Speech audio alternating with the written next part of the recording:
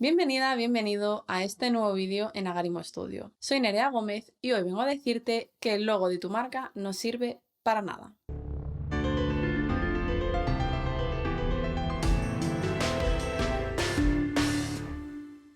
¿Pero qué dices, Nerea? ¿Tú no eras la diseñadora en Agarimo Studio? Sí, efectivamente, pero tengo que decir la verdad. Un isotipo o un logotipo no van a marcar la gran diferencia, ni van a aumentar las ventas, ni necesariamente tiene que aumentar tu memorabilidad, ni tiene por qué haber un aumento en el valor de tu marca simplemente por tener un logotipo barra isotipo. Aunque en esta ocasión vamos a centrarnos concretamente en los isotipos. ¿Por qué?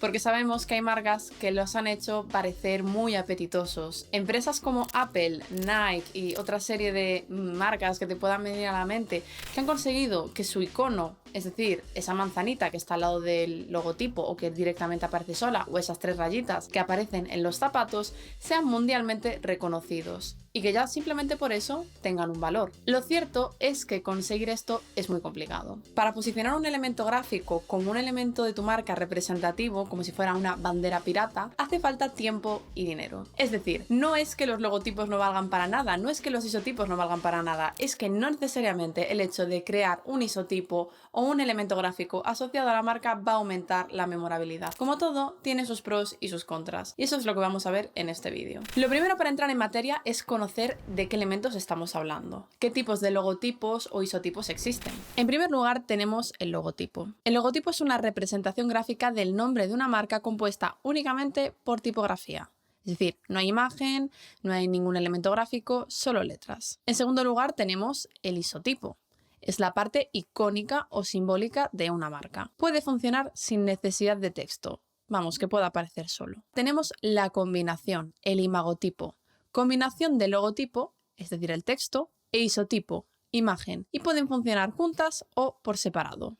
Y en último lugar tenemos el isologo. Es una fusión entre imagen y texto, con la particularidad de que no pueden separarse porque forman parte de una sola unidad gráfica.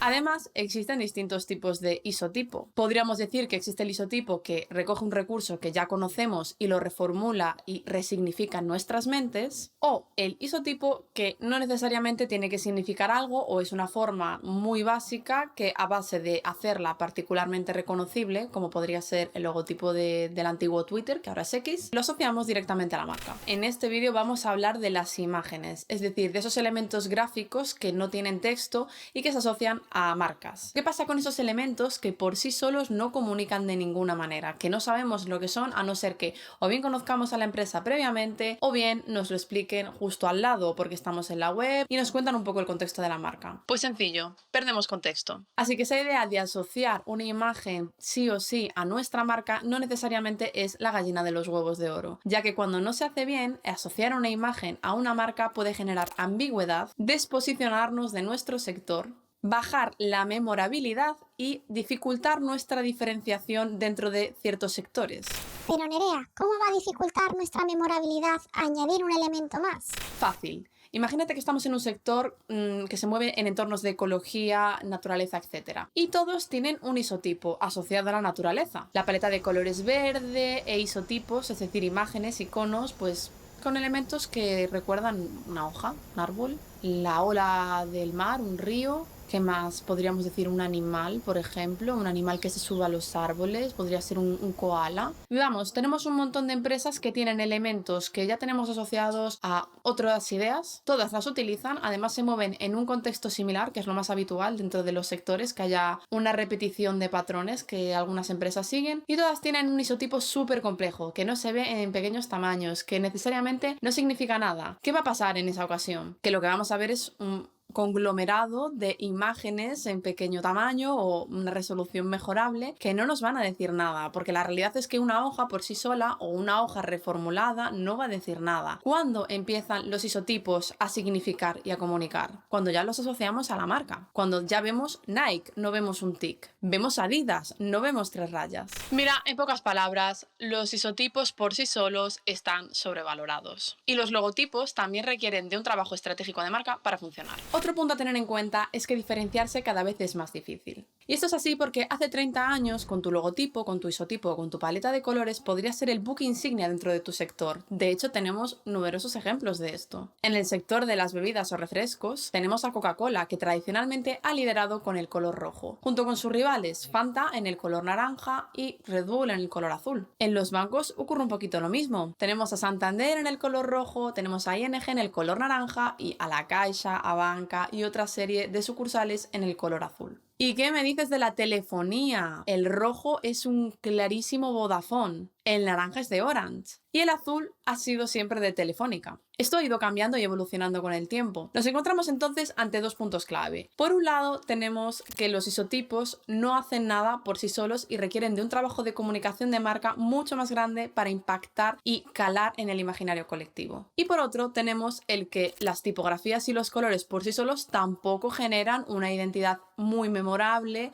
y diferenciadora dentro de ningún sector. Eso ya no funciona. La identidad ha evolucionado, ha cambiado. Tenemos que utilizar más elementos para diferenciarnos. ¿En qué ha derivado esta situación y cómo afecta tanto a empresas que están naciendo o que no llevan tanto tiempo en el mercado como a las que ya tienen una herencia muy larga y ya llevan muchos años? Pues bien, en primer lugar vamos con la parte de los logotipos e isotipos. Por un lado tenemos las empresas más conocidas o con bastante reputación en el mundo, como las que tenemos en el IBEX 35. Empresas como Inditex, Bankinter, Ferrovial, Endesa, etcétera, están abandonando sus iconos o directamente ya no los han utilizado nunca para irse a un logotipo puramente tipográfico. Y otras empresas que sí que tenían iconos las están reformulando, como por ejemplo Iberdrola o Naturgy, que no han abandonado sus iconos, simplemente los han evolucionado para adaptarse al entorno digital, que permite mucho menos detalles y que al mismo tiempo los hace más reconocibles utilizando menos elementos. Pero es que no solo es eso. Volvamos a recordar las empresas que acabo de nombrar que tienen isotipo y logotipo. Naturgy, Iberdrola y Spotify, por ejemplo. Si no conoces su isotipo, es decir, si no conoces las 3 rayitas de Spotify, si no conoces las 3 hojitas de Iberdrola o la mariposa de Naturgy, sencillo, porque tienen el nombre al lado. No pasa nada. Vamos con el segundo escenario que comentaba, que ya no es suficiente ni con un isotipo ni con colores y tipografía, es decir, que la identidad ha evolucionado y necesitamos más elementos. Y si pensamos en empresas que llevan muchísimos más años en su sector y que lo están liderando, también se han visto obligadas a evolucionar para adaptarse. Coca-Cola ya lidera el sector de las bebidas azucaradas y los refrescos y no tendría necesidad de hacer unas adaptaciones increíbles porque simplemente con la lata se la reconoce. Sin embargo, hace un montón de trabajo en identidad, pues en estilo fotográfico, en lo que podemos encontrar en sus anuncios. Se nota que detrás hay una clara dirección estratégica hacia proyectar la felicidad, etc. Y se nota en sus anuncios y en toda su comunicación en distintos puntos de contacto. Todo esto que ocurre con los logotipos por un lado y con las paletas de colores y tipografías por otro se va a resumir en un único concepto, y es que la identidad visual se ha complejizado muchísimo en los últimos años. Y ahora la identidad visual se compone de muchos más elementos. Tenemos por un lado el logotipo isotipo, tenemos la paleta de colores, tenemos por supuesto la tipografía, tenemos el estilo fotográfico, la iconografía que puede ser personalizada y estar adaptada al sistema, la composición, por ejemplo, podría ser la retícula, elementos gráficos asociados. La verdad es que son un montón de cosas y eso solo pensando a nivel gráfico. Tengamos en cuenta que la identidad de una marca tiene un montón de capas. La identidad de marca se crea también en entornos físicos como podrían ser tiendas y ahí tendríamos identidad musical, tendríamos identidad de entorno, es decir, la decoración del entorno, identidad olfativa. Otro tipo de identidad es la identidad digital y cómo convive esa marca en vivo, en movimiento. Y la comunicación, por supuesto, es clave. La identidad verbal también se puede trabajar. Por eso siempre decimos que realmente un único elemento no es la panacea. Requerimos de un montón de elementos más, de una coherencia entre ellos, una visión estratégica que los una todos con un hilo muy fino y llevar a cabo ciertas acciones que nos posicionen. Para asegurarnos de que está calando bien lo que estamos diciendo, vamos a volver atrás y vamos a volver al sector de la telefonía a analizar dos marcas. Por un lado vamos a tener una empresa que lleva muchos años en el sector de la telefonía, que lidera un color y que es muy conocida y tiene mucha reputación. Y por otro vamos a analizar una empresa que no lleva ni de lejos tantos años y que no contaba con esa reputación, se encontraba con una barrera en la que la mayoría de colores básicos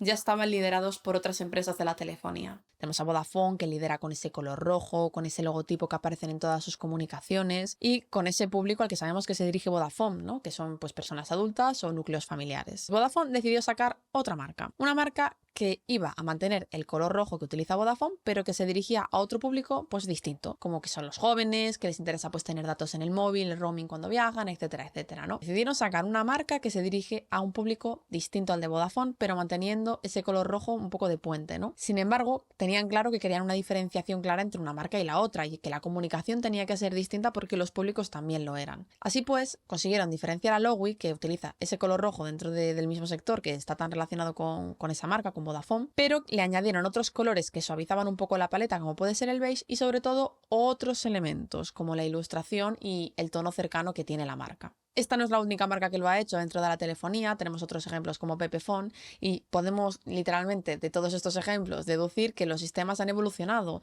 Ya no es solo cuestión de tipografía, ya no es solo cuestión de color, ahora hay otros elementos externos que afectan muchísimo a la percepción de la marca. Las marcas y sus identidades han evolucionado. Ya no basta con un logotipo o un isotipo o un color que te represente. Hoy lo que marca la diferencia es un sistema visual que respira, se adapta y se expande. Lo que antes era una bandera, hoy es un universo. Un sistema flexible, coherente, con carácter. Esto no se construye en un día, se construye con estrategia, con sentido común y con ética. Porque el branding, cuando se hace bien, es mucho más que una imagen bonita. Es lo que piensan, sienten y comparten las personas cuando no estás en la sala. El branding es sentido común, tan simple que es complejo, como nosotras. Y esto es todo por el vídeo de hoy. Esperamos que lo hayas disfrutado. Si es así, por favor, déjanos un like, suscríbete, que nos ayuda un montón, un comentario si te interesan este tipo de vídeos para que hagamos más, y nos vemos en el próximo vídeo.